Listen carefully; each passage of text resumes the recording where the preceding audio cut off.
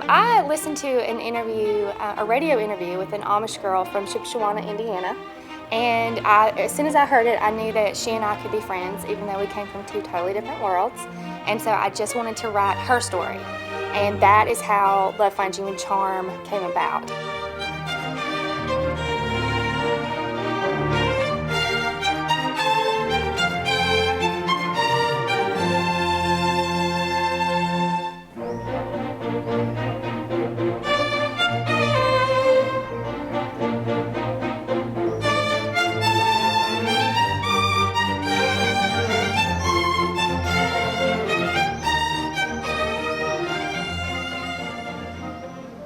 The story is basically about a girl who's at a fork in the road. She is at a point in her life, she's a young Amish girl, she has to make a decision to do this, go this way or this way.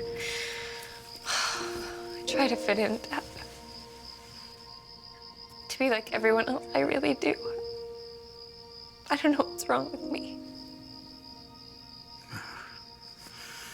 Different is nothing to be ashamed of, Em. You cannot be who you are not.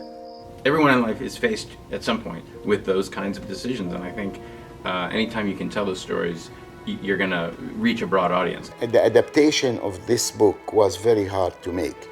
The book is a little bit two stories. It's a story of an English girl and an Amish girl.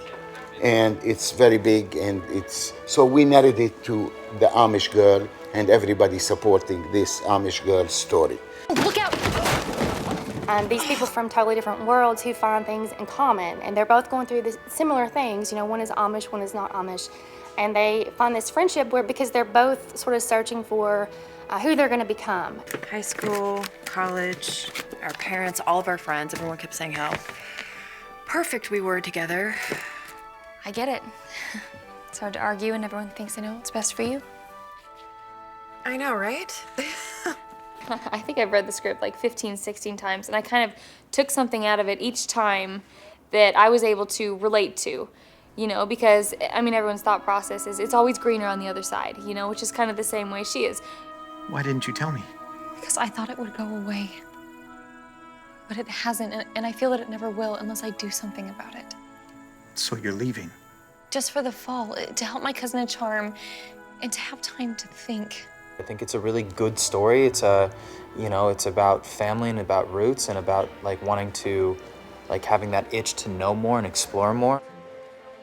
I so applaud people just doing what's best for themselves. It's so hard for all of us, you know, to stand in who you know you are against all odds.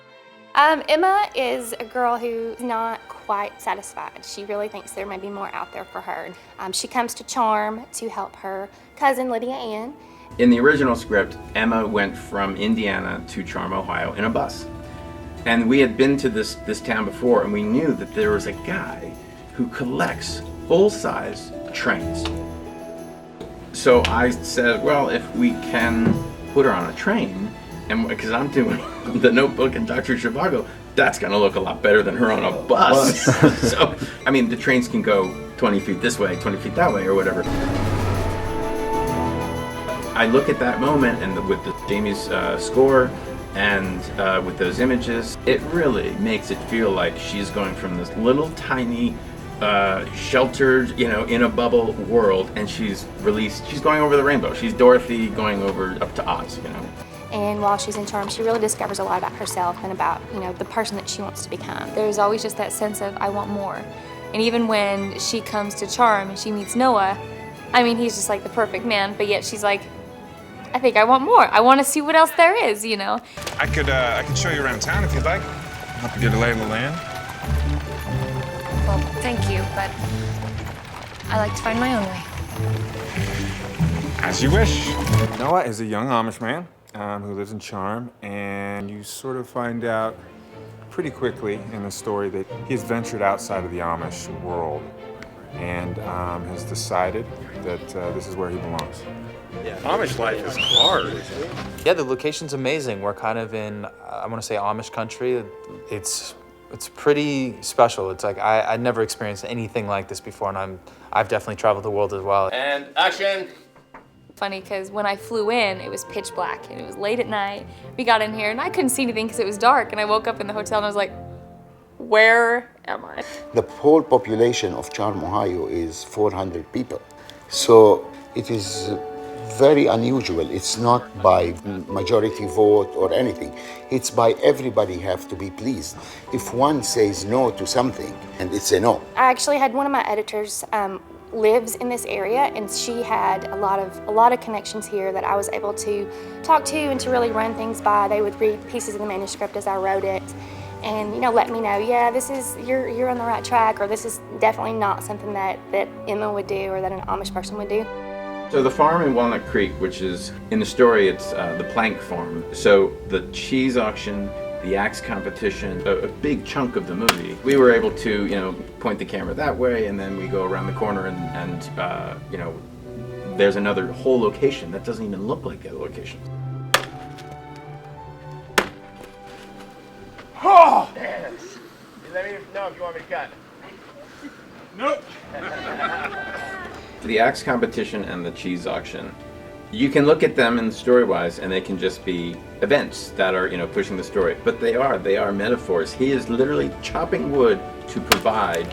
He wins $200, and he's going to buy her cheese, and he's going to provide for her. And in comes City Guy to say, "Bye, I'll just open my wallet, and I will just blow you out of the water." $200.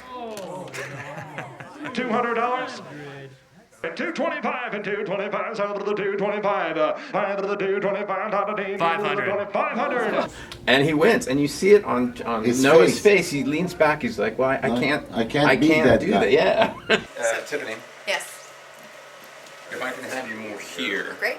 and if you are walking towards that door to the top of this. Terry's incredible. He has a way of pulling things out of you and giving you new perspective. Like we'll say a line, and some directors will be like, why don't you try saying it like this? He never ever does that. Instead, he'll give us an example and say, when you're saying this line, really inside you're saying, I love you. And so with that in mind, you're able to go back and be like, okay, new perspective. And the moments in the mirror can be, I'm really sick of this, and I really want to try this, right? Because she's really talking you into making your transformation. Terry is so good at leading without dictating. Good, let it settle.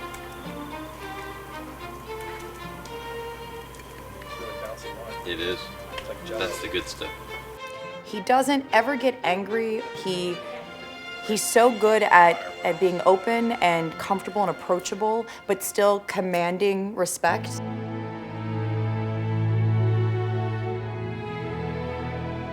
It's not just an Amish love story. I mean, it's just a story of the heart and about trials and tribulations of growing up.